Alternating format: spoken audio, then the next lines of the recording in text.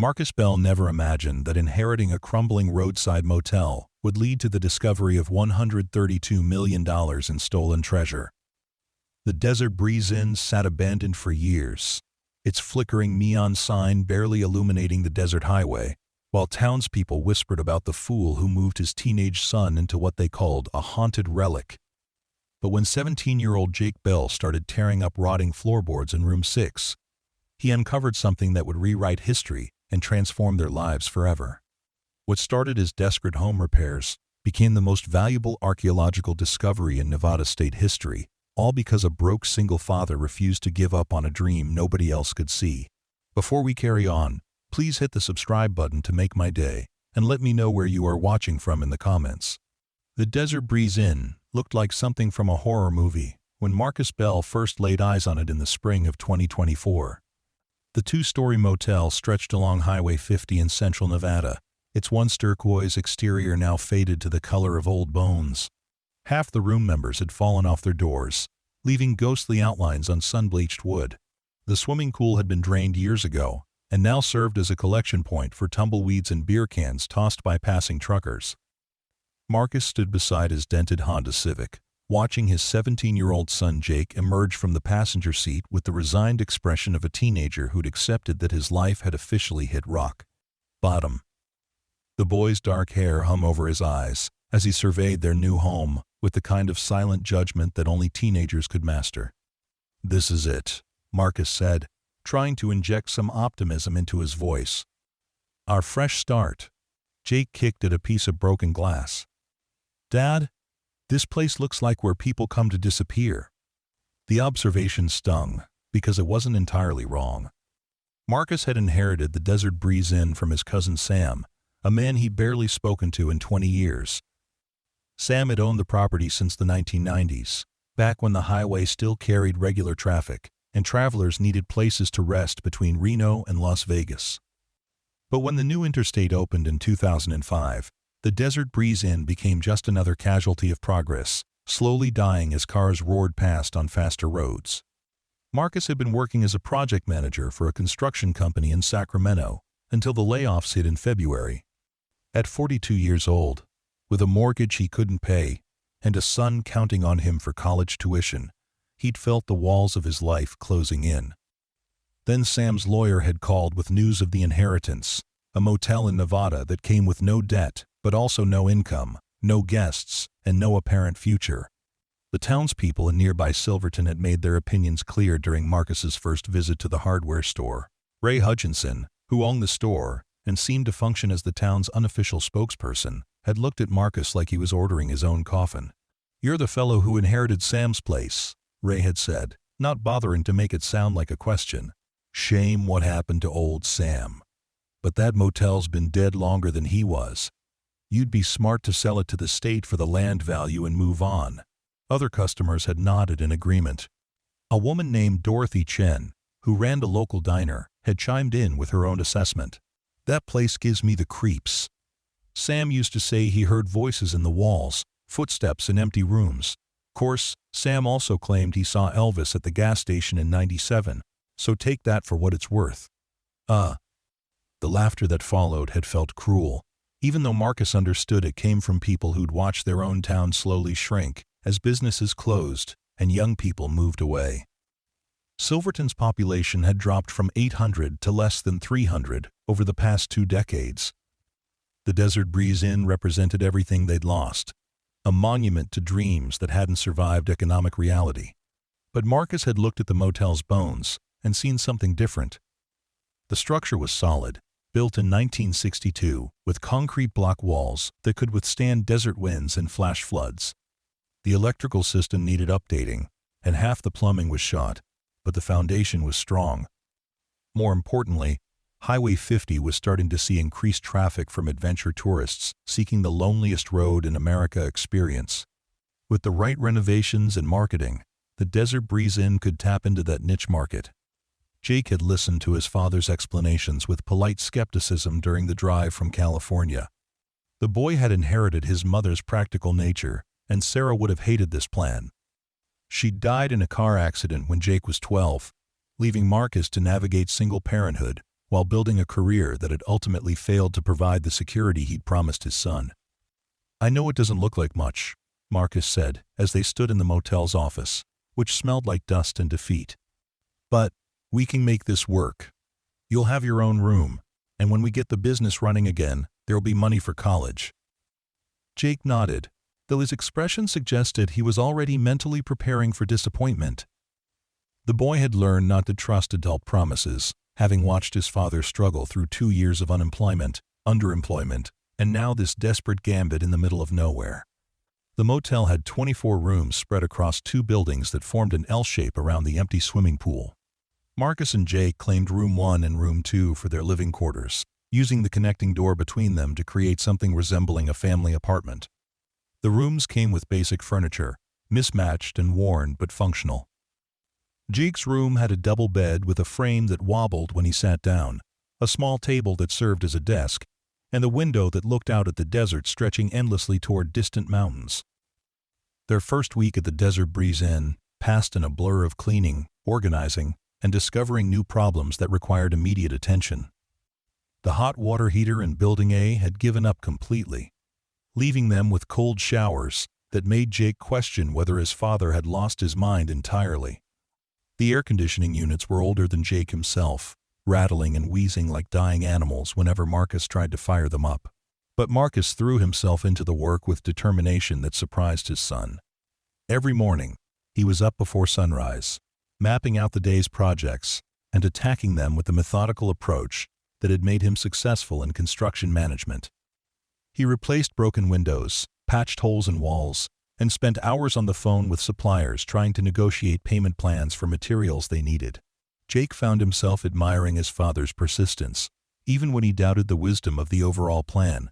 The boy had always known Marcus was hard-working, but watching him strip wallpaper in Room 8 while humming old Beatles songs revealed a side of his father he'd never seen. Marcus seemed almost happy in his exhaustion, as if the physical labor was healing something inside him that desk jobs had never touched. The townspeople's reactions ranged from amusement to pity whenever Marcus appeared in Silverton for supplies. Dorothy Chen served him coffee at her diner, while shaking her head like a mother watching her child make obvious mistakes. "You know Sam tried to renovate that place back in '03, she'd said during one of his visits.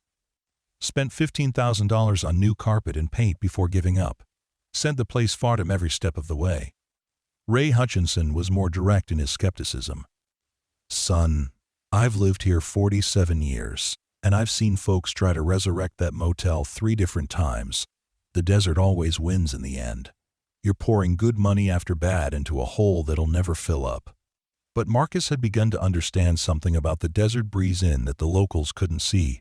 The motel's location, which seemed like a liability, was actually its greatest asset for a certain type of traveler. Highway 50's reputation as the loneliest road in America attracted adventurous tourists, motorcycle clubs, and photography enthusiasts who wanted authentic experiences away from corporate hotel chains. The Desert Breeze Inn could offer something those travelers couldn't find anywhere else: genuine isolation and vintage charm. Jake had his own revelation about their new home during his 3rd week in Nevada. He'd been exploring the property late one afternoon, walking the perimeter fence that marked their 5 acres of desert ownership, when he discovered something his father had missed. Behind Building B, partially hidden by a cluster of Joshua trees, sat an old maintenance shed that hadn't appeared on any of the property maps.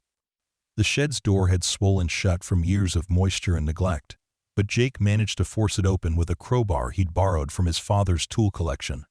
Inside, he found evidence of the motel's more prosperous past: stacks of old registration books, boxes of promotional materials from the 1970s, and photograph albums showing the Desert Breeze in Crawl during its heyday.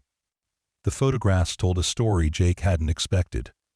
The Desert Breeze Inn had once been a destination, not just a place to sleep. The swimming pool had hosted poolside parties with guests in vintage swimwear and cocktails served by waitresses in uniform. The restaurant had drawn locals for Friday night fish fries and Sunday morning breakfasts. Cars from the 60s and 70s filled the parking lot in picture after picture, chrome bumpers gleaming under the desert sun. Jake spent hours in the shed, reading through guest registers and trying to imagine the motel as it had been. Names and addresses from all over the country filled the pages, proof that people had once traveled hundreds of miles to stay at this place, his neighbors considered cursed. A guest from Oregon had written in 1974, "Best pie west of Kansas City and the cleanest rooms on Highway 50." Another visitor from Texas had noted in 1978, "Fifth year coming here. Wouldn't vacation anywhere else." When Jake showed his father the photographs and guest books, Marcus felt something shift in his understanding of what they were trying to accomplish. This wasn't just about renovating a failing business. It was about restoring something that had genuinely mattered to people. The Desert Breeze Inn had a history worth preserving, stories worth telling, and a reputation worth rebuilding. "Look at this," Jake said, pointing to a photograph from 1976. "There's a sign advertising live music on Saturday nights, and here's one showing a gift shop with local crafts and mining artifacts." Marcus studied the images with growing excitement. "We could bring some of this back. Not everything, but the idea of being more than just a place to sleep. We could partner with local artists, maybe set up events for motorcycle groups or astronomy clubs." The conversation marked a turning point in their relationship with the motel. What had begun as desperate necessity was becoming something closer to passion. Marcus started researching the inn's history at the Silverton Library, learning about the original owners and the changes that had shaped the property over 6 decades. Jake began sketching renovation ideas, imagining how they could honor the motel's past while adapting it for modern travelers. Their breakthrough moment came in early June, when a travel blogger named Riley Washington discovered the Desert Breeze Inn through a social media post Jake had created.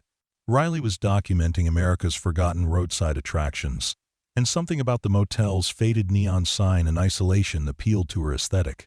She booked room 12 for 3 nights, becoming their first paying guest. Riley's review, posted on multiple travel websites, and her Instagram account with 15,000 followers, painted the Desert Breeze Inn as an authentic slice of American road trip culture. She praised Marcus's renovation efforts and Jake's knowledge of local history, describing their hospitality as genuine and personal in ways that chain hotels couldn't match. The review generated 12 more bookings over the following month, proving that their vision wasn't entirely delusional. But success brought new pressures. Each guest expected working amenities, clean rooms, and comfortable beds. Marcus found himself working 18-hour days, fixing air conditioners in the morning, cleaning rooms in the afternoon, and handling check-ins during the evening. Jake balanced summer school assignments with helping his father replace carpet, paint walls, and maintain the slowly improving property. The physical demands were manageable, but the financial strain was becoming critical. Every improvement required materials they could barely afford, and unexpected problems kept draining their limited savings. When the main water line burst in July, flooding room 6 and causing extensive damage to the flooring and walls, Marcus faced a decision that could determine their survival. "We can't afford to hire professionals," he told Jake as they surveyed the water damage. "The insurance deductible alone would wipe out everything we've saved. We'll have to do the work ourselves." Jake looked at the soggy carpet and warped floorboards with the weary expression of someone much older than 17. "How bad is it?" "Bad enough that we'll need to tear out everything down to the subfloor," Marcus replied. "But maybe that's not entirely terrible news. This gives us a chance to renovate room 6 completely, turn it into something special." They spent the next week stripping everything from room 6, pulling up carpet that had been installed sometime in the 1980s, and removing floorboards that had rotted from years of minor leaks and desert humidity. The work was backbreaking, made worse by the July heat that turned the room into an oven by mid-morning. Jake had developed a system for removing the floorboards, using a pry bar to loosen each piece before pulling it up with a claw hammer. The old wood came up in sections, some pieces intact but most splitting along grain lines that had been weakened by moisture and time. He'd been working for 3 hours on a particularly stubborn section near the bathroom when he felt something unusual. Instead of the solid resistance of nails holding wood to joists, Jake's pry bar had found empty space. He worked the bar back and forth, feeling for the edges of what seemed to be a hole in the subfloor. When he finally managed to lift the section of flooring, he discovered something that made him call out to his father in the next room. "Dad, you need to see this." Marcus arrived to find Jake kneeling beside a rectangular opening in the subfloor, roughly 2 feet by 3 feet, that had been covered by a piece of plywood painted to match the surrounding surface. The opening led down into the crawl space beneath the building, but Jake's flashlight beam revealed something more interesting than pipes and electrical conduit. "There's something down there," Jake said. "It looks like a box." Marcus took the flashlight and peered into the opening. Approximately 4 feet below floor level, resting on the dirt foundation, sat a metal container about the size of a briefcase. The box appeared to be made of steel, with latches that had turned green with age, but still looked functional. "Could be Sam's old tools," Marcus said, though his voice carried uncertainty. "Or maybe building supplies that got forgotten during some renovation." Jake was already lowering himself through the opening, his teenage flexibility making the maneuver look easier than it was. The crawl space was only about 5 feet high, forcing him to crouch as he made his way to the metal box. When he lifted it, the weight surprised him. "It's heavy," he called up to his father. "And it's locked." Getting the box up through the opening required both of them working together, Marcus pulling from above while Jake pushed from below. When they finally had it on the floor of room 6, they could see that it was older than either of them had initially thought. The steel had been painted black at some point, but decades in the crawl space had left it mottled with rust and corrosion. The lock was a simple mechanism that might have been secure in earlier decades, but yielded quickly to Marcus's bolt cutters. When the lid opened, both father and son stared in silence at contents that made no immediate sense. The box was filled with what appeared to be old coins, hundreds of them, nested in cloth pouches that had protected them from moisture and oxidation. Jake lifted one of the coins, feeling the substantial weight of what was clearly not modern currency. The piece was larger than a quarter, but smaller than a silver dollar, with markings that were difficult to read in the dim light filtering through room 6 windows. "These look really old," Jake said, holding the coin up to catch more light. "Look at this date, 1898. Marcus took the coin and examined it more carefully. The design was unlike anything he'd seen on modern American currency, with an eagle that looked more aggressive than contemporary versions and lettering that seemed to use an older style. When he turned it over, words emerged that made his pulse quicken. $20, United States of America," he read aloud. "Jake, I think these might be gold coins." The possibility seemed too extraordinary to believe, but as they examined more coins from different pouches, the evidence became harder to dismiss. Every piece was dated between 1895 and 1899. All appeared to be $20 gold coins, and all were in remarkably good condition considering their age. Jake counted the coins, while Marcus researched similar pieces on his phone, using the Motel's spotty internet connection to access numismatic websites and auction records. What they discovered made them both realize they were dealing with something far more significant than old currency. "Dad, there are 437 coins here," Jake said, his voice tight with excitement and disbelief. "If these are real $20 gold pieces from the 1890s, and they're in this kind of condition." Marcus was reading auction results from a coin dealer's website, his hands shaking slightly as he scrolled through recent sales data. "Jake, according to this, 1898, $20 gold coins in excellent condition are selling for between $1,500 and $3,000 each, depending on the mint mark and exact condition." The mathematics were staggering. Even at the lowest estimate, they were looking at more than $600,000. If the coins were in exceptional condition or had rare mint marks, the total could easily exceed $1 million. But Marcus's construction management background had taught him to verify extraordinary claims through multiple sources.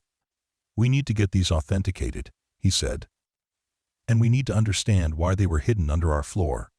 Jake had been examining the cloth pouches more carefully and discovered something else that complicated their situation. Each pouch contained a small slip of paper with writing in faded ink, notes that appeared to be inventories or shipping records. "Look at this," Jake said, showing his father one of the papers. "It says, SF Express, car number 4, Manifest 7.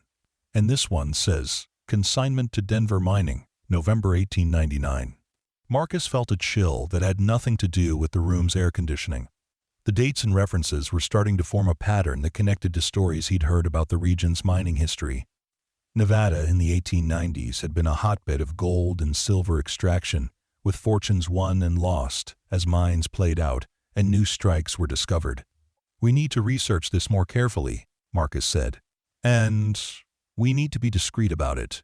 If these coins are what we think they are, and if they have some kind of historical significance, we need to understand our legal position before anyone else knows what we found." They spent the rest of the day securing the coins and researching the Desert Breeze Inn's history more thoroughly than either had attempted before.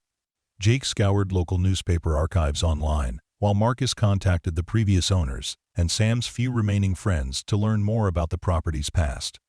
What they discovered painted a picture of the motel's location that neither had fully understood. The Desert Breeze Inn sat on land that had been a way station for travelers and freight haulers dating back to the 1860s. Before the motel was built, the site had hosted a trading post, a relay station for the Pony Express, and a depot for mining operations throughout the region.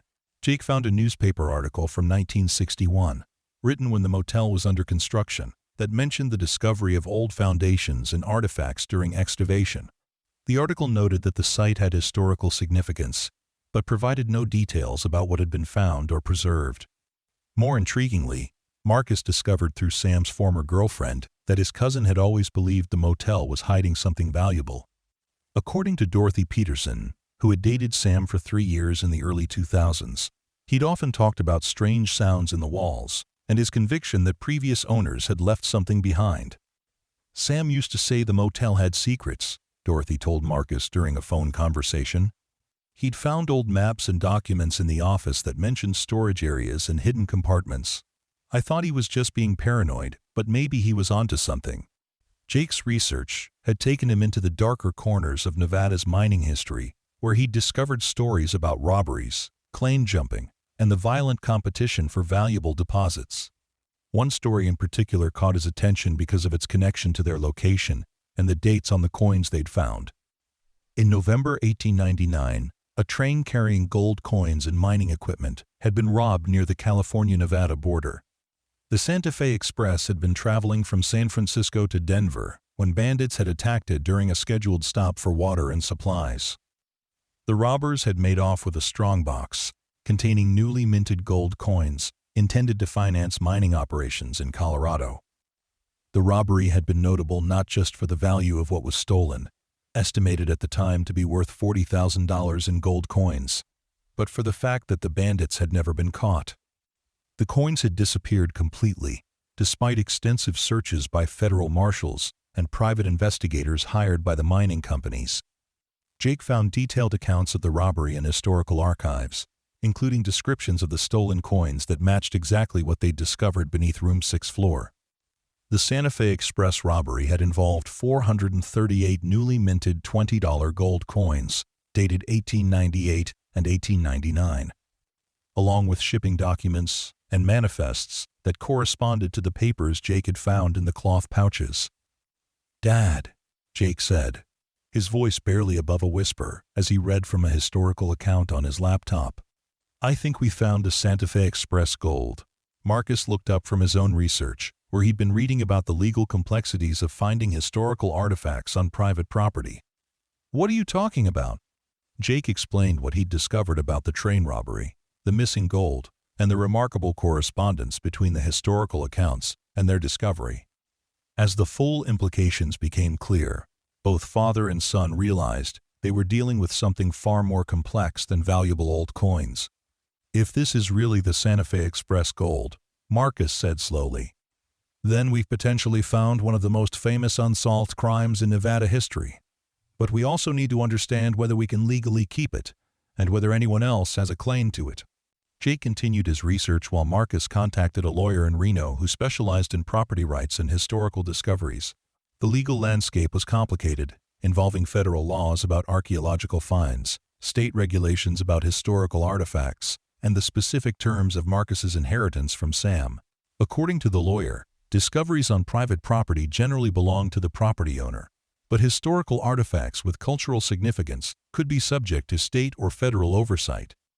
The age of the coins and their connection to a documented crime from 1899 meant that any original ownership claims had likely expired, but the discovery would need to be reported to appropriate authorities. The good news, the lawyer explained during a phone consultation, is that you probably have legal ownership of anything found on your property, especially something that's been hidden for over a century. The challenging news is that a discovery this significant will attract attention from historians, law enforcement, and treasure hunters. End quote. Marcus and Jake decided to proceed carefully, documenting their find thoroughly while getting professional authentication of the coins before making any public announcements. They contacted a numismatic expert in Las Vegas who specialized in historical American currency, describing their discovery without revealing the exact location or quantity involved. Dr. Amanda Foster, a professor of American monetary history at the University of Nevada, Las Vegas, agreed to examine the coins at the Desert Breeze Inn after Marcus sent photographs of several pieces. Her expertise in late 19th century gold coinage made her the ideal person to verify both the authenticity and historical significance of what they'd found. Dr. Foster arrived at the motel on a sweltering August morning, her academic demeanor softening into excitement as she examined the first few coins under a professional magnification system she'd brought from her university lab. Jake watched her work with growing anticipation, while Marcus tried to maintain the casual attitude of someone who wasn't potentially sitting on a fortune. "These are absolutely authentic," Dr. Foster said after examining 20 coins from different pouches. "The minting quality, the gold content, the design details, all consistent with U.S. mint production from 1898 and 1899. But what makes these extraordinary is their condition." She held up one of the coins, its gold surface gleaming under the room's fluorescent lights. Most coins from this period show significant wear from circulation. These appear to have been stored immediately after minting and protected from handling and environmental damage. In numismatic terms, these are uncirculated specimens, which makes them incredibly valuable. Jake had been hoping for this confirmation, but hearing it from an expert made the reality almost overwhelming. "Dr. Foster, if all 437 coins are in this condition, what would you estimate they're worth?" Dr. Foster set down her magnification equipment and looked at both Marcus and Jake with an expression that combined professional assessment with human amazement. "Gentlemen, if every coin in your collection maintains this quality, and if they're all from the same date range and mint, you're looking at a treasure that's worth somewhere between $30 million and $50 million. The number hit Marcus like a physical blow. $50 million was more money than he'd imagined in his wildest fantasies about winning the lottery or inheriting oil wells from unknown relatives. It represented not just financial security, but the kind of wealth that could transform not only their lives, but the lives of everyone they cared about. Jake's reaction was more immediate and emotional. The 17-year-old had spent the past year watching his father struggle with unemployment, watching them lose their house, watching their lives shrink into smaller and smaller possibilities. The idea that their desperate gamble on a failing motel had led to discovering a treasure worth $50 million seemed like something that happened in movies, not in real life.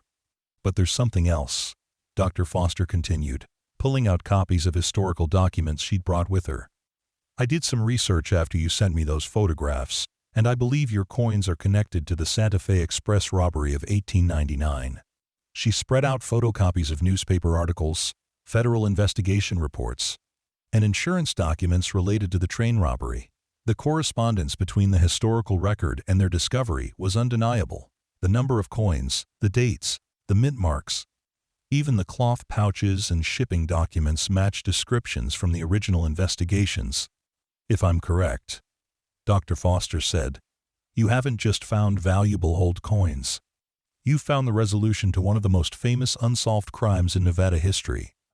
The Santa Fe Express gold has been missing for over a century, and historians have debated what happened to it since the day it was stolen." Marcus was beginning to understand the broader implications of their discovery. This wasn't just about their personal windfall. It was about contributing to historical knowledge and solving a mystery that had puzzled investigators for generations. "Dr. Foster, what do we do now?" Marcus asked. We want to handle this properly, both legally and historically. Dr. Foster's response outlined a process that would take months to complete properly. The coins needed individual authentication and grading by professional numismatic services. The historical connection to B. The Santa Fe Express robbery needed verification through additional research and comparison with archived evidence. The discovery needed to be reported to appropriate authorities and documented for academic and legal purposes. This is going to attract significant attention, Dr. Foster warned. Once word gets out, you'll have historians, treasure hunters, journalists, and probably some unsavory characters showing up at your door. You need to be prepared for that level of scrutiny and interest. Jake asked the question that had been bothering him since they'd first opened the metal box. How did the coins end up under our floor? Who hid them there, and why? Dr. Foster had been researching that question as well, and her theory connected to the broader history of the region. The robbery occurred in November 1899. The site where your motel now stands was then a trading post and way station for travelers and freight haulers. It's entirely possible that the robbers brought the stolen gold here to hide it, either temporarily or permanently. She pointed to an 1896 survey map that showed buildings in the exact location where the Desert Breeze Inn now stood. This was an established stopping point on the route between California and Colorado. If the robbers were familiar with the area, they might have chosen this location specifically because it was isolated enough to avoid detection, but accessible enough to retrieve the gold later. Marcus was studying the historical documents with new appreciation for the land he'd inherited. So the people who robbed the train might have buried this gold right here, intending to come back for it? That's my theory, Dr. Foster replied. But something prevented them from returning. Maybe they were caught for other crimes, maybe they died, maybe they simply couldn't relocate the exact spot. Gold fever made men do desperate things in those days, and not all of them lived long enough to enjoy their ill-gotten gains. The story was becoming more complex and fascinating with each piece of information they uncovered. Jake spent the following weeks researching the individuals suspected of the Santa Fe Express robbery, discovering that most had met violent ends within a few years of the crime. The American West in 1899 had been a dangerous place for outlaws, and few of the era's criminals enjoyed long or peaceful retirements. Meanwhile, Marcus was dealing with the practical aspects of their discovery. Dr. Foster's authentication process would take several months and cost nearly $10,000, money they could barely afford but couldn't avoid spending. The legal documentation required additional expenses for lawyers, insurance, and security measures to protect the coins while their ownership was being established. The financial irony wasn't lost on either of them. They'd discovered a treasure worth tens of millions of dollars, but they needed to spend most of their remaining savings to prove they owned it legally. Marcus had to take out a loan against the motel to cover the authentication costs, gambling their shelter on the belief that the coins were genuine and legally theirs. But Dr. Foster's preliminary assessment had been conservative. When the complete collection was examined by certified grading URS services in September, the results exceeded even her optimistic projections. The coins were not only authentic and uncirculated, but many bore rare mint marks that made them significantly more valuable than typical specimens. From the same year, the final appraisal, completed by 3 independent numismatic experts and verified by the American Numismatic Association, valued the complete collection at $132 million. The figure represented not just the intrinsic gold value or the numismatic worth of individual coins, but the historical premium associated with their connection to the Santa Fe Express robbery. Marcus received the authentication results during a phone call from Dr. Foster on a Tuesday morning in late September. He'd been replacing a broken window in room 14 when his phone rang, and he almost didn't answer because he was covered in glass dust and frustration. "Marcus, I have news," Dr. Foster said, her voice carrying an excitement that immediately got his attention. "The final authentication is complete, and you need to sit down for this." Marcus set down his tools and found a chair, motioning for Jake to come over from where he'd been painting trim around the motel office door. "How bad is it?" Marcus asked, preparing for disappointing news about legal complications or disputed ownership. "It's not bad at all," Dr. Foster replied. Marcus, the final authenticated value of your collection is $132 million. You and Jake have just become two of the wealthiest people in Nevada. The words didn't initially register as meaningful information. $132 million was such an enormous sum that Marcus's mind couldn't immediately process what it meant for their lives. Jake, who had been listening to his father's side of the conversation, grabbed the phone to hear the news directly. "Dr. Foster, are you saying we can legally keep all of this?" Jake asked, his voice cracking with emotion. "Yes," Dr. Foster replied. "The legal documentation is clear. The coins were found on your property. They've been hidden for over a century. Any original ownership claims have expired, and there are no competing claims from other parties. The treasure belongs to you and your father, free and clear." Jake handed the phone back to Marcus, but both father and son were struggling to comprehend what they'd just learned. They'd spent months living in a crumbling motel, counting pennies for groceries and gas, worrying about whether they could afford basic repairs. The idea that they were now worth more than some small country's entire gross domestic products seemed like a hallucination brought on by paint fumes and desert heat. "Dr. Foster," Marcus said, his voice steady despite the emotional earthquake happening inside his chest. "What happens now? How do we turn this discovery into actual money we can use?" Dr. Foster explained the process for liquidating historical coin collections of this magnitude. They could sell the entire collection to a museum or private collector. They could auction individual pieces through established numismatic auction houses, or they could retain ownership while loaning pieces to institutions for public display. Each approach had different financial and tax implications, but all would generate more money than either Marcus or Jake could spend in several lifetimes. "My recommendation," Dr. Foster said, "is that you work with a financial advisor who specializes in sudden wealth cases. This level of financial change requires careful planning to avoid tax disasters and investment mistakes. You also need to decide how much of your story you want to share publicly." The publicity angle was something Marcus hadn't fully considered, but Dr. Foster's warning made him realize that their discovery would inevitably become national news. The combination of hidden treasure, historical mystery, and a struggling single father's dramatic reversal of fortune was exactly the kind of story that media outlets love to cover. Jake was more excited about the publicity, possibilities, and his father. The 17-year-old had grown up with social media and understood how their story could inspire other people facing financial hardship. "Dad, imagine how many people this could help. Not just us, but everyone who's going through what we went through." Marcus admired his son's optimism, but worried about the attention that media coverage would bring. They'd already started receiving calls from treasure hunters and curiosity seekers who'd heard rumors about their discovery. Full national coverage would bring exponentially more interest. Not all of it positive or harmless. Their concerns proved justified when a Las Vegas television station broke the story in early October. Despite their attempts to keep the discovery private until legal documentation was complete, someone had leaked information about the authentication process and the connection to the Santa Fe Express robbery.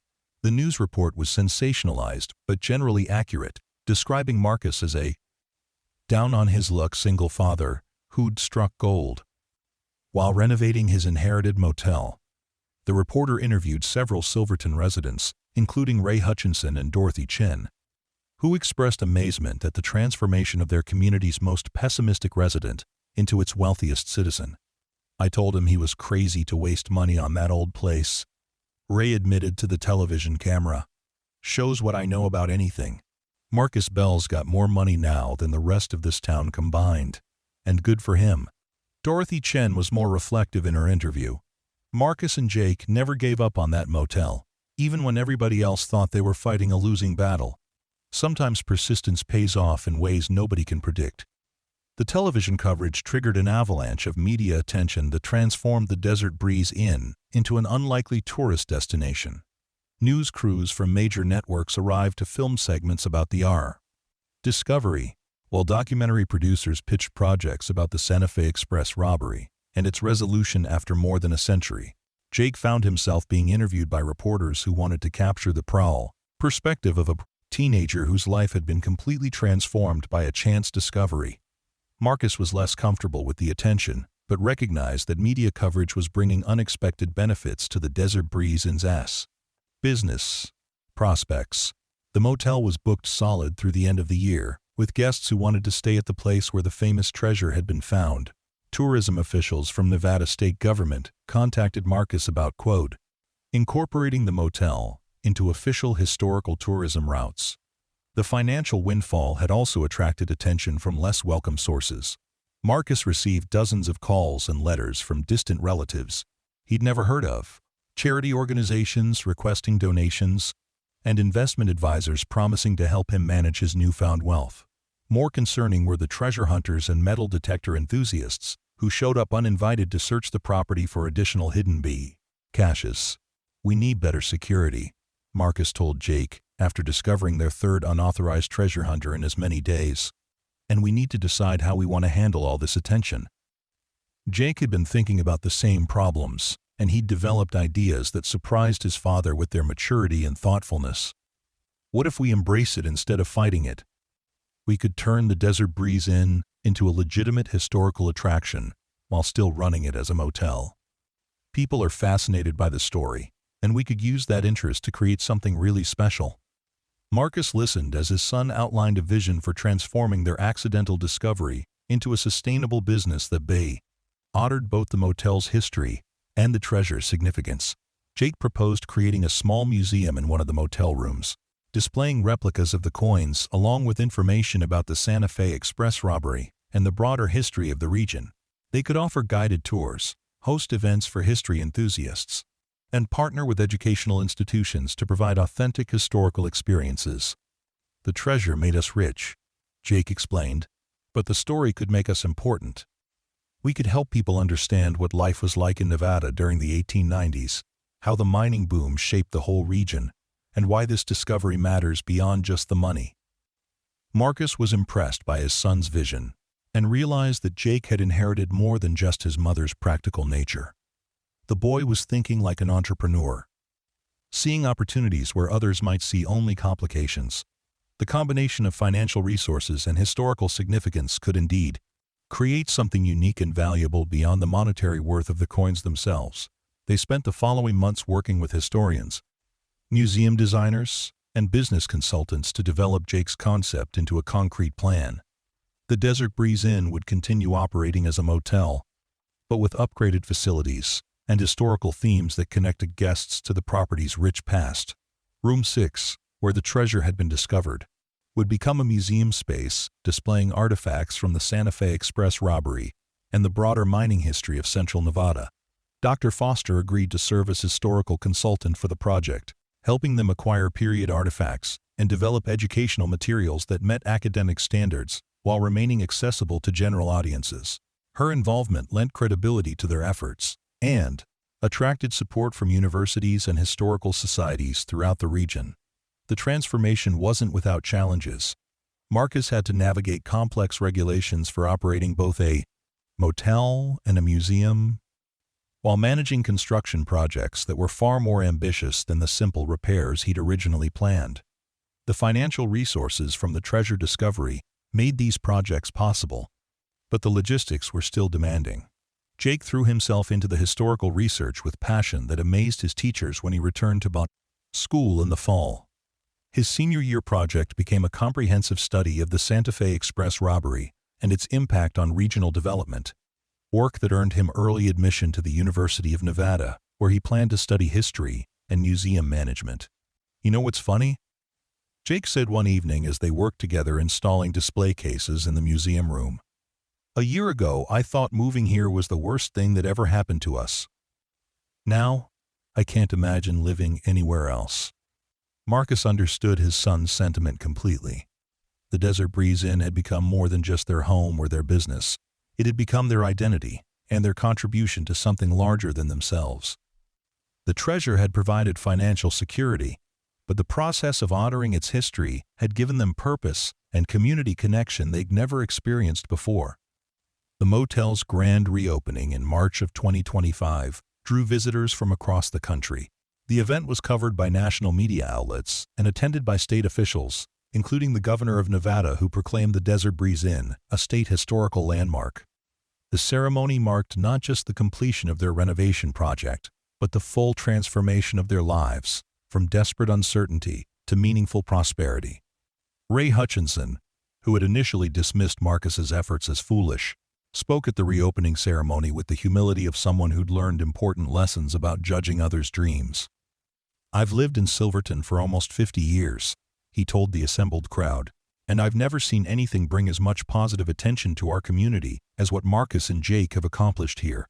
Dorothy Chen had prepared a special meal for the event, recreating dishes from the motel's menu during its 1970s heyday. "It's wonderful to see this place alive again," she said, as guests filled the restored dining room. The Desert Breeze Inn was always meant to be a gathering place, and now it can serve that purpose for a whole new generation.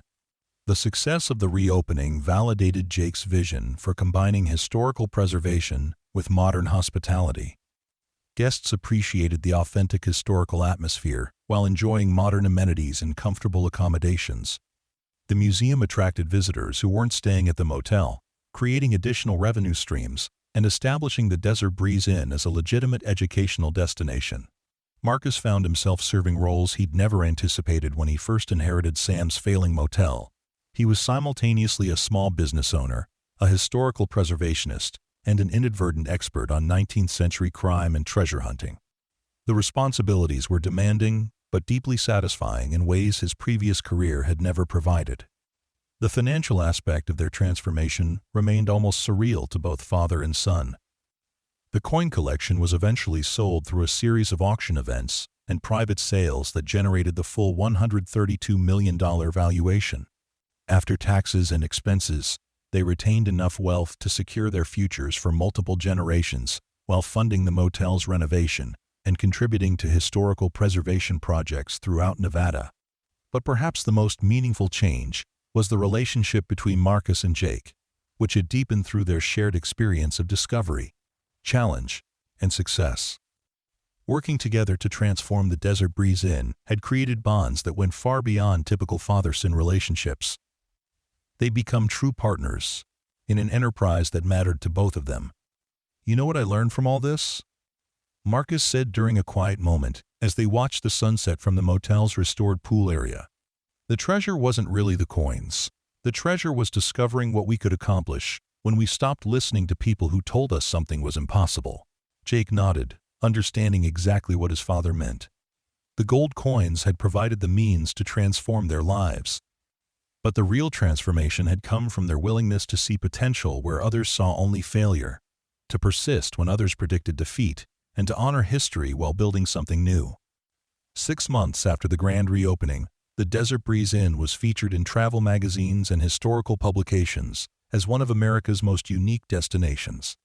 The motel stayed booked months in advance, with guests returning annually to experience the combination of authentic Western history and genuine hospitality that Marcus and Jake had created.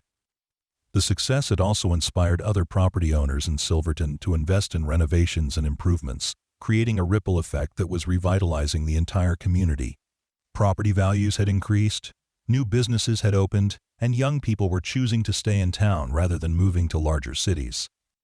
Jake's acceptance to the University of Nevada's history program was accompanied by a full scholarship and an invitation to continue his research on the Santa Fe Express robbery as part of a larger academic project on criminal activity in the 19th century American West. His discovery had not only changed his family's fortunes, but had contributed genuine value to historical scholarship. Marcus had received numerous offers to sell the Desert Breeze Inn to investors who wanted to expand it into a larger resort or theme park, but he'd turned them all down. The motel's value lay not in its potential for maximum profit, but in its role as an authentic historical site and community anchor. "We could sell this place and retire to a beach somewhere," Marcus told Jake as they planned improvements for the following year. "But I can't imagine doing that. This place isn't just our business anymore. It's our responsibility to history and to the people who come here looking for something real." Jake agreed completely. The Desert Breeze Inn had become their life's work in ways they'd never anticipated when they first arrived, as desperate refugees from their previous failures. The motel represented everything they'd learned about persistence, vision, and the unexpected ways that taking care of old things can lead to discovering new possibilities. The story of the treasure discovery had also inspired other people facing similar financial hardships. Marcus and Jake received letters from families who'd been encouraged by their example to pursue their own dreams despite difficult circumstances. While they understood that finding buried treasure wasn't a realistic solution for most people's problems, the underlying message about persistence and vision resonated with many who felt trapped by their circumstances. As the first anniversary of their discovery approached, Marcus and Jake reflected on how completely their lives had changed. The boy who'd once viewed the Desert Breeze Inn as evidence of his father's poor judgment had become its most passionate advocate and future caretaker. The man who'd inherited a failing motel as a last desperate option had become a successful businessman and respected community leader. But perhaps the most important change was their understanding of what constituted real wealth. The $132 million had provided financial security and opened opportunities they'd never imagined. But the relationships they'd built, the history they'd preserved, and the community they'd helped revitalize represented forms of richness that couldn't be measured in monetary terms. The Desert Breeze Inn stood as proof that sometimes the things other people consider worthless contain hidden value that can only be discovered by those willing to look deeper and work harder than conventional wisdom suggests. Reasonable, Marcus and Jake had found their treasure not just in the gold coins beneath room 6 floor, but in their willingness to see potential where others saw only problems. Late at night, when the last guests had checked in and the museum was closed until morning, Marcus would sometimes walk through the restored motel and remember how hopeless everything had seemed just 2 years earlier. The transformation still felt like something from a dream, too dramatic and positive to be completely real. But the weight of the keys in his pocket, the sound of satisfied guests in comfortable rooms, and the knowledge that they'd contributed something meaningful to historical understanding reminded him that their success was built on more than luck. They'd earned their transformation through persistence, hard work, and the courage to pursue a vision that made sense to them even when it seemed foolish to everyone else.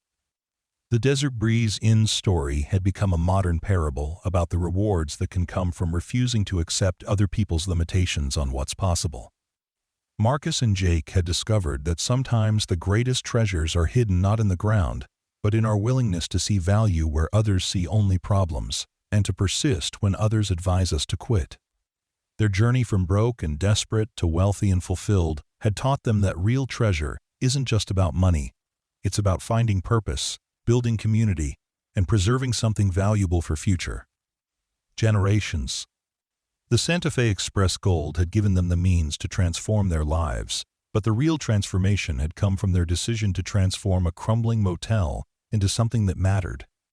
As Jake prepared to start college and Marcus planned the next phase of the motel's development, both understood that their story was just beginning. The treasure had ended one chapter of struggle and uncertainty, but it had opened infinite chapters of possibility and responsibility. The Desert Breeze Inn would continue serving travelers, preserving history, and proving that sometimes the most unlikely places contain the most extraordinary discoveries. The golden sunset over the Nevada desert painted the motel's restored facade in warm light that made the whole property glow like the treasure it had always contained, just waiting for the right people to recognize its value and bring it back to life. 3 years after the discovery, the Desert Breeze Inn had evolved into something neither Marcus nor Jake could have envisioned during those first desperate months of renovation. The motel now employed 12 full-time staff members, including local residents who had found new career opportunities in hospitality and historical interpretation. What had begun as a father and son survival project had become Silverton's largest employer and the economic engine driving the community's renaissance. Jake had completed his freshman year at the University of Nevada with distinction, majoring in history with a specialization in 19th-century American crime and law enforcement. His professors recognized him not just as a diligent student, but as someone whose personal experience with historical discovery brought unique perspectives to academic discussions. During summer breaks, he returned to the Desert Breeze Inn to continue developing educational programs and expanding the museum's collection. The museum itself had grown far beyond the single room that had housed their initial displays. Marcus had purchased the abandoned gas station across the highway and converted it into a comprehensive visitor center that told the complete story of the Santa Fe Express robbery, the subsequent investigation, and the cultural impact of the discovery. Interactive exhibits allowed visitors to experience the thrill of archaeological discovery while learning about proper historical preservation techniques. Dr. Amanda Foster had become more than just a consultant to their operation, evolving into a true partner whose academic expertise had elevated the Desert Breeze Inn's educational mission to university, level standards. Her involvement had attracted graduate students from across the country who came to study the intersection of criminal history, economic development, and cultural preservation that the motel represented. "What you've accomplished here transcends simple business success," Dr. Foster told Marcus during one of her quarterly visits to review new acquisitions for the museum. "You've created a model for how historical discoveries can benefit entire communities while maintaining academic integrity and educational value." The academic recognition had led to partnerships with the Smithsonian Institution and the National Park Service, relationships that brought prestigious visiting scholars and helped establish the Desert Breeze Inn as a legitimate research destination. Graduate students conducting thesis research on Western crime, mining history, and cultural preservation now considered the motel's archives an essential resource. Marcus had embraced his unexpected role as a historical preservationist, taking courses in museum management and historical interpretation to better serve the researchers and educators who increasingly relied on the Desert Breeze Inn's resources. His construction background had proven invaluable in creating display environments that protected historical artifacts while making them accessible to visitors. The financial success had also enabled Marcus and Jake to pursue philanthropic interests that extended their impact beyond their immediate community. They had established the Santa Fe Express Foundation, which provided grants to other small communities seeking to preserve and develop their historical assets. The foundation had already funded restoration projects in 6 Nevada towns, creating a network of historical attractions that strengthened tourism throughout the region. Jake's scholarship at the University of Nevada was supplemented by the foundation's educational program, which provided support for students studying Western history, archaeology, and museum sciences.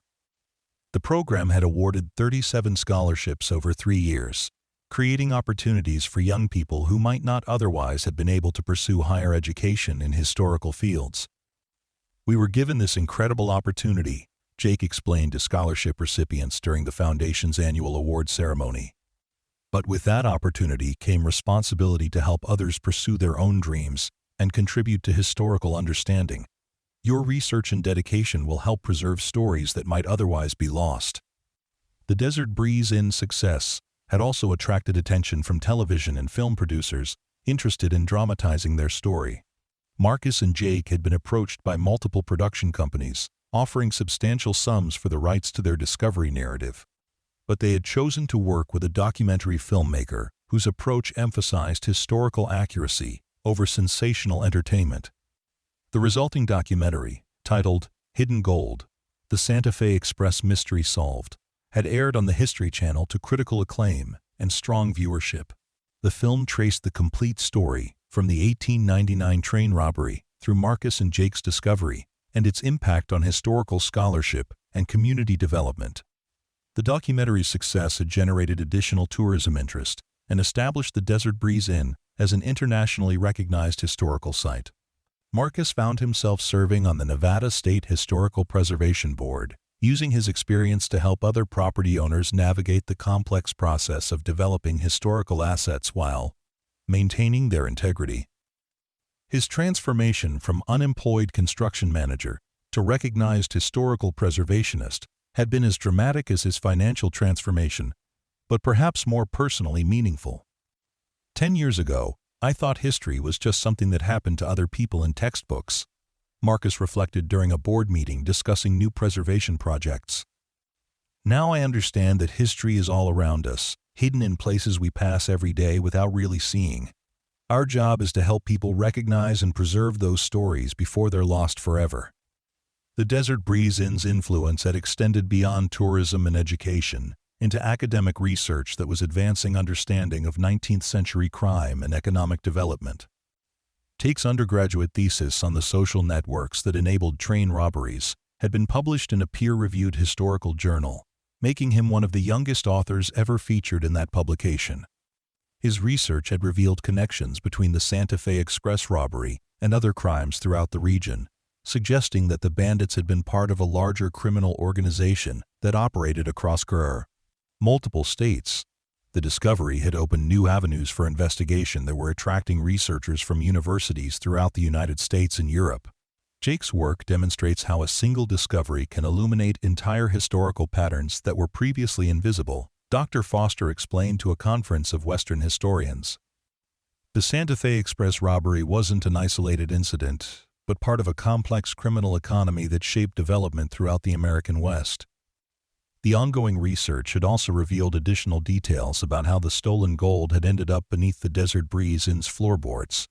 Property records and newspaper accounts suggested that one of the robbery suspects had worked at the trading post that previously occupied the site, providing both opportunity and motive for hiding the treasure there. Marcus and Jake had authorized archaeological excavations around the property that had uncovered foundations from the original trading post, along with artifacts that supported theories about the treasure's burial.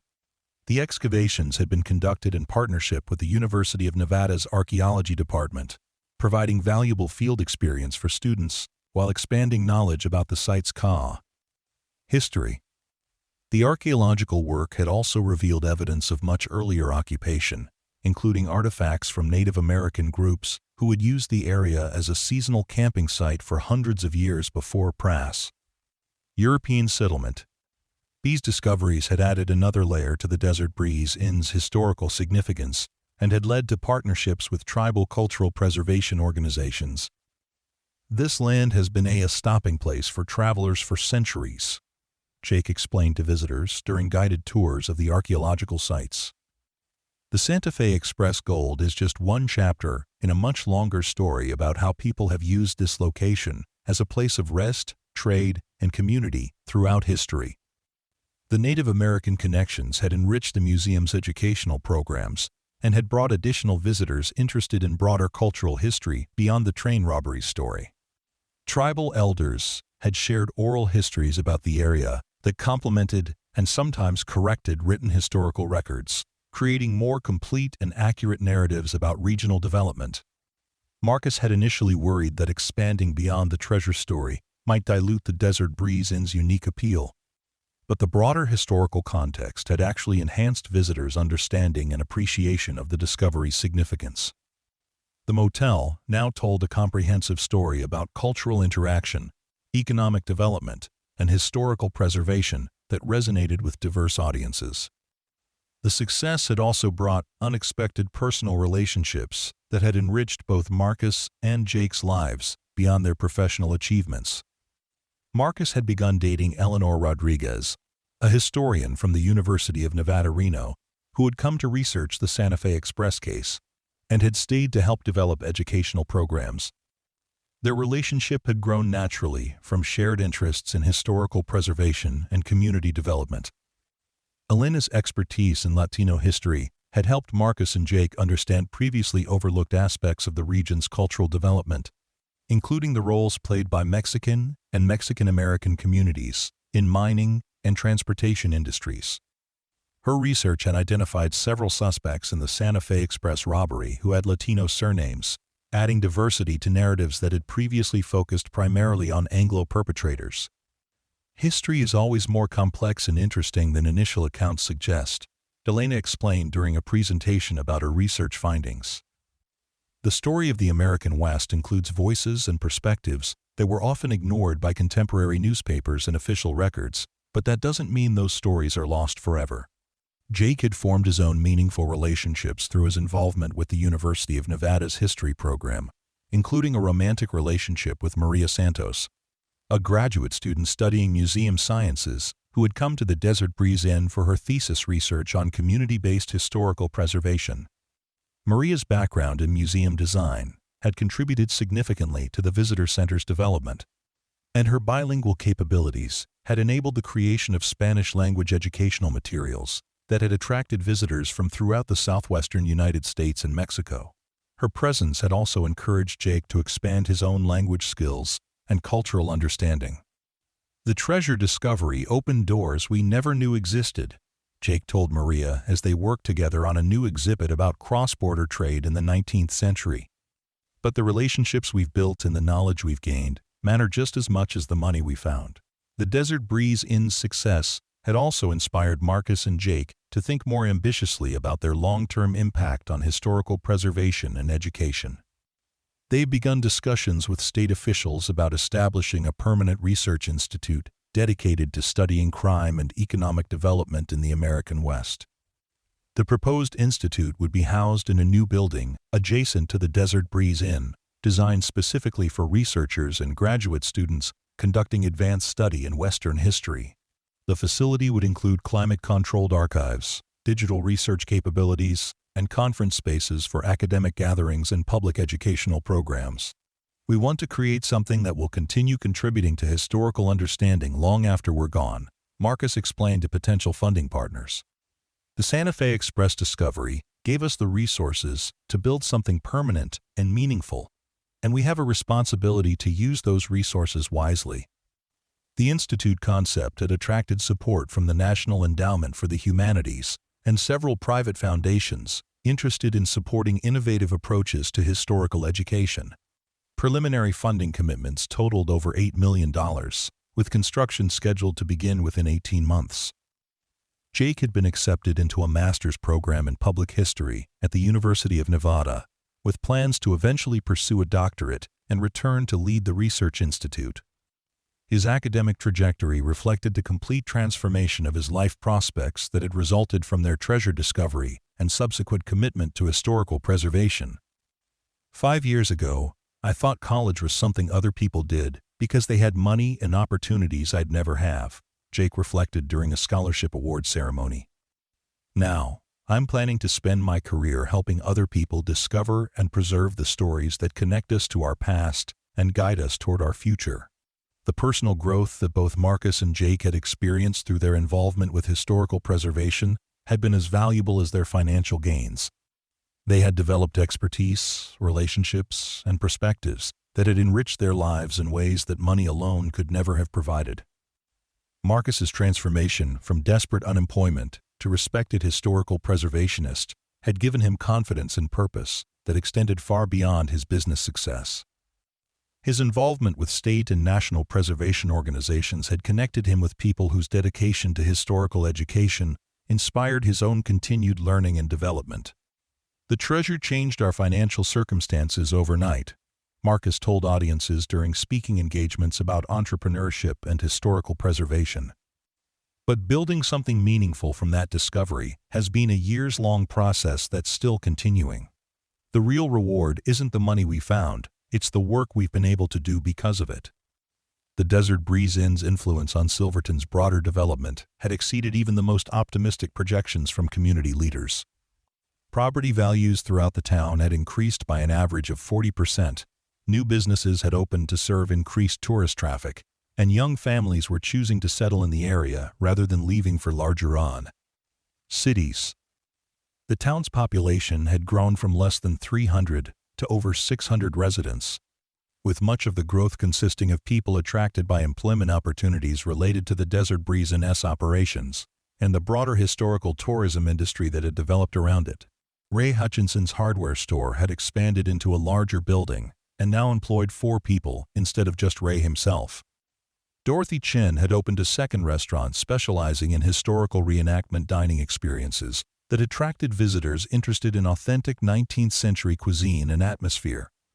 This whole town has been transformed by what Marcus and Jake accomplished, Dorothy told visitors during a community tour program that had become another successful small business. We went from being a place people drove through without stopping to being a destination people plan entire vacations around. The transformation had also attracted new residents with diverse professional backgrounds who had chosen Silverton specifically because of its combination of historical significance, natural beauty, and economic opportunity. The community now included artists, writers, researchers, and entrepreneurs who had brought additional skills and perspectives to local development efforts. Marcus had been elected to the Silverton Town Council, where he used his experience with historical preservation and business development to help guide the community's continued growth. His leadership had helped ensure that development occurred in ways that preserved the town's character while providing opportunities for existing residents. Growth for its own sake isn't necessarily good, Marcus explained during town council meetings. We want to become a bigger and more prosperous community, but we also want to remain the kind of place where people know their neighbors and care about preserving what makes this area special. The balance between growth and preservation had become a central theme in Marcus and Jake's work, both at the Desert Breeze Inn and in their broader community involvement. Their experience had taught them that historical assets could drive economic development without sacrificing the qualities that made them valuable in the first place. Jake's academic research had begun focusing on this intersection between preservation and development, examining how other communities had successfully managed growth while maintaining their historical character. His work was contributing to a growing field of study that could help other rural communities facing similar opportunities and challenges. Historical preservation isn't about stopping time or preventing change, Jake explained in his thesis proposal. It's about managing change in ways that honor the past while creating opportunities for the future. The Desert Breeze Inn proves that preservation and prosperity can support each other instead of competing. The ongoing success of their various enterprises had also enabled Marcus and Jake to think about legacy planning in ways that would ensure their work's continuation for future generations. They had established endowments for the Research Institute, the scholarship program, and the museum's operations that would provide sustainable funding regardless of future economic conditions. The legal structures they had created would eventually transfer ownership of the Desert Breeze Inn and related enterprises to a nonprofit foundation dedicated to historical preservation and education. This arrangement would ensure that the property's educational mission would continue while providing tax benefits that could fund additional preservation projects. We didn't discover this treasure just for ourselves, Marcus told estate planning attorneys during meetings about the foundation's structure. We discovered it for everyone who will benefit from the historical knowledge and educational opportunities we can create with it. Our job is to make sure those benefits continue long after we're gone. As the 5th anniversary of their discovery approached, Marcus and Jake reflected on how completely their understanding of success and wealth had evolved. The initial excitement about financial security had been replaced by deeper satisfaction from meaningful work and community contribution. The Desert Breeze Inn stood as proof that sometimes the most unlikely circumstances can lead to extraordinary opportunities, but only for those willing to work hard enough and dream big enough to recognize and develop those opportunities. Their story had become an inspiration for others facing similar challenges, demonstrating that persistence and vision could overcome seemingly impossible odds. The treasure beneath Room 6 floorboards had given them the means to transform their lives, but the real transformation had come from their decision to use those means in service of something larger than themselves. They had built not just a business, but a legacy that would continue contributing to historical understanding and community development for generations.